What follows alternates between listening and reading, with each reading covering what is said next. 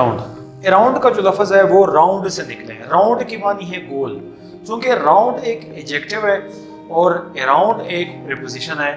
It show the circular movement of something और someone. जब कोई चीज या कोई शख्स किसी दूसरी चीज के गिर्द घूम रहा है, चक्कर लगा रहा है, जा रहा है, भाग रहा है, तो उसकी उस मोमेंट को हम अराउंड से जाहिर करते हैं। जरूरी नहीं है कि जिस चीज के गिर्द वो चक्कर लगाता है या घूमता है वो राउंड हो, लेकिन अगर वो राउंड है, वो स्क्वायर शेप में है, जिस शेप में भी है, लेकिन किसी चीज की मोमेंट उसके गिर्द है, यानी उसके गिर्द जा रहा है, तो उस मोमेंट को हम अराउंड से शो करते हैं। जैसे कि अराउंड द टेबल, चेयर है या टेबल है या चारपाई है, उसकी गिर्द कोई बच्चा घूम रहा है या कोई जानवर घूम रहा है, तो हम अराउंड लगाते हैं। इसी तरह अराउंड द हाउस, घर है, घर तो गोल नहीं होता, लेकिन घर के इर्द गिर्द अगर कोई जानवर भाग रहा है या किसी चीज़ की मूवमेंट है तो आप अराउंड लगाते हैं। इसी तरह अराउंड द कार, आपने गाड़ी ठहराई है और आपकी गाड़ी के इर्द गिर्द किसी भी चीज़ की मूवमेंट है तो आप उसकी मूवमेंट के लिए राउंड लगाते हैं। इसी तरह अराउंड द वेल, और अगर आप कुआं है, कुआं जिसकी चार दीवारी होती है, गोल चार दीवारी, अगर उस चार दीवारी के ऊपर या उस चार दीवारी के गिर्द कोई मूवमेंट होती है तो हम उस मूवमेंट को अराउंड से शो करते हैं। एक क्रॉस, एक क्रॉस भी वर्ड क्रॉस से निकला है और क्रॉस वर्ब है, क्रॉस वर्ब है। एक क्रॉस जो है ये प्रीपोजिशन है।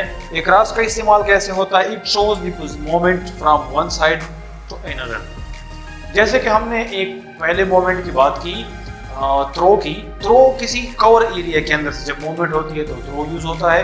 अगर किसी सरफेस के ऊपर से मूवमेंट होती है एक किनारे से दूसरे किनारे तक, तब हम एक क्रॉस का इस्तेमाल करते हैं। जैसे कि एक क्रॉस द रोड, रोड जो है, रोड के दो किनारे होते हैं, एक किनारा दूसरा किनारा। अगर किसी चीज की मूवमेंट इस किनारे से इस किनारे की तरफ है, यानी वो रोड को क्रॉस कर रहा है, तो आप उसकी मूवमेंट को एक क्रॉस द रोड कहते हैं। इसी तरह एक क्रॉस द सिटी, अगर आप किसी चीज को ढूंढ रहे हैं या आप विजिट कर रहे हैं या आप चक्कर लगा रहे हैं पूरे शहर में, शहर के एक किनारे से दूसरे किनारे तक आप जाते हैं, तो आपकी उस मोमेंट को एक क्रॉस से शो किया जाता है।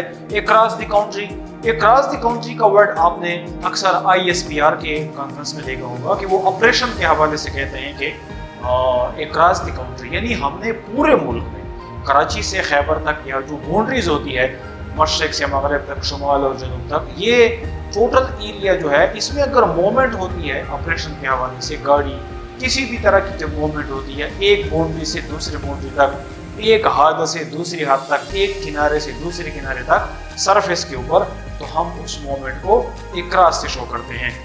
इसी एक क्रॉस को हम कंप्लीट भी कहते हैं, लेकिन कंप्लीट यहाँ पे ज्यादा बेहतर नहीं लगता। नेक्स्ट है past. It shows the moment from the front of something और समवन। अगर किसी चीज की मोमेंट होती है और वो मोमेंट किसी दुकान, किसी शख्स, किसी गाड़ी की बिल्कुल सामने से होती है, मतलब मैं खड़ा हूं और मेरे सामने से कोई गुजरता है, तो उसकी जो मोमेंट को हम शो करेंगे वो शो करेंगे पास टू मी, यानी मेरे बिल्कुल सामने।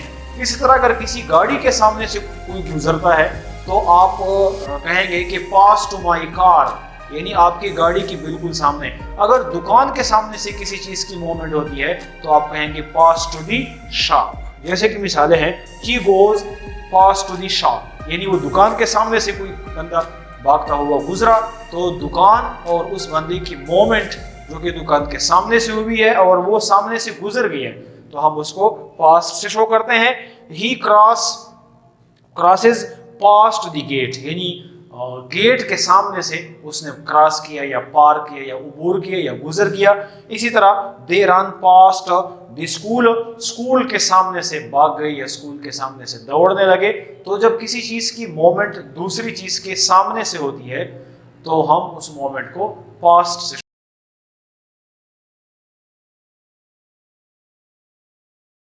इसके बाद नेक्स्ट है ओवर। ओवर का इस्तेमाल कहाँ पे होता है? It shows the moment upon the surface. हमने एक बार ऑन टू की भी बात की। अगर ऑन टू और ओवर में थोड़ी सी कंफ्यूजन है। ऑन टू उस मोमेंट को कहते हैं जो सरफेस की तरफ होती है, कि कोई चीज़ सरफेस की तरफ मूवमेंट करे और सरफेस के ऊपर गिरे, सरफेस के ऊपर आ जाए, तब हम लगाते हैं ऑन टू। लेकिन अगर किसी चीज़ ने मूवमेंट की है और नीचे वाली चीज़ को टच नहीं किया और उसके ऊपर से मूवमेंट की, तो इस मूवमेंट को हम कहते हैं ओवर। यानी ये एक चीज़ है, ये दूसरी चीज़ है, इसके ऊपर से ये मूवमेंट कर रही है, तो हम इसकी मूवमेंट को ओवर से शो करते हैं। मिसालों से देखते हैं, फ्लाई ओवर हेड, यानी जहाज़ जो हैं वो हमारे घरों के ऊपर से मूवमेंट करते हैं, जहाज़ हमारे सरों के ऊपर से मूवमेंट करते हैं और वो टच में नहीं करते। तो हम कह सकते हैं कि aeroplanes fly over our house, हमारे घर के ऊपर से वो उड़ते हैं या गुजरते हैं। इसी तरह आप कहते हैं थ्रो ओवर द रूफ, आपने किसी चीज़ को फेंक दिया छत के ऊपर, लेकिन वो छत को टच किए बगैर छत को क्रॉस करके दूसरे साइड पे गिरी, तो चूंकि इसने छत को टच नहीं किया, छत के ऊपर से गुजर गई वो चीज़, तब हम यहाँ पे इस मोमेंट के लिए ओवर लगाते हैं। फायर्ड ओवर द हाउस, जैसे फायरिंग होती है तो घर के ऊपर से फायरिंग होती है, घर के छत के ऊपर से या घर के एरिया से ऊपर, तो हम वहाँ पे ओवर का इस्तेमाल करते हैं। पुल्ड ओवर द टेबल, किसी चीज़ को खींचा, टेबल के ऊपर से खींच के लाया, यानी उस चीज़ ने मोमेंट की, टेबल से ऊपर से खींच लिया और टेबल को टच नहीं किया, तो हम ओवर लगाते हैं। एलॉन्ग जो है, it show the straight moment, जैसे कि अराउंड में सर्कुलर मोमेंट है, इसी तरह एलॉन्ग में स्ट्रेट मोमेंट है। अगर एक चीज़ किसी दूसरी चीज़ के साथ सीधी मोमेंट कर रही है, हरकत कर रही है, जा रही है, तो हम उसको कहते हैं एलॉन्ग, यानी स्ट्रेट मोमेंट। जैसे गो एलॉन्ग द रोड, आप देखते हैं कि रोड के किनारे पे फुटपाथ होते हैं, तो ये रोड के साथ साथ सीधा हरकत करते हैं, रोड के साथ चलते हैं, तो ये एलॉन्ग द रोड है।